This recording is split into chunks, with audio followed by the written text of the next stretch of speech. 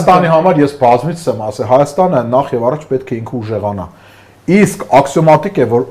ուժի աղբյուրը դա ժողովրդավարական արժեքներն են։ Հիմա տեսեք, մարդիկ կարող են ասել, ավտորիտար Ադրբեջանը մեզ հաղթեց, ոնց թե։ Հենց խնդիրը նրանում է, որ ժողովրդավարությունը ինքնին ուժի աղբյուր չէ։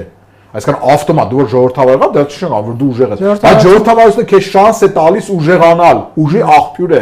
Հիմա մենք 2018 թվականին կանգնեցինք ժողովրդավարացման ճանապարհին։ Տեսեք հիմա նայեք մեր հասարակությունը ինչքան բաց է։ Հիմա ձեր ստուդիայում կարող է գործող իշխանությունը քննադատող ձայներ լսվեն ինտերնետում։ Ճիշտ է, էլի կան խնդիրներ, չեմ ասում Հայաստանը ժողովրդավար, բազում խնդիրներ կան, այդ թվում եւ խոսքի համար մարդկանց հետապնդում եւ այլն, բայց գոնե ձևական առումով Ադրբեջանում ընդհանրապես դա չկա։ Հիմա Հայաստանի ուղին դա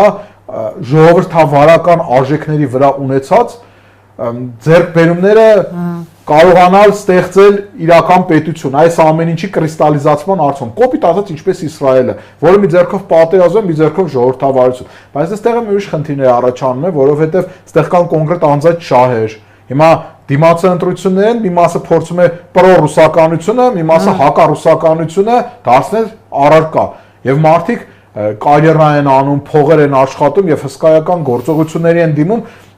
այս քո մաքուր իդեան ոչ մեկին պետք չի, մարդիկ կոնկրետ ամիսներին խնդիրներ են լուծում։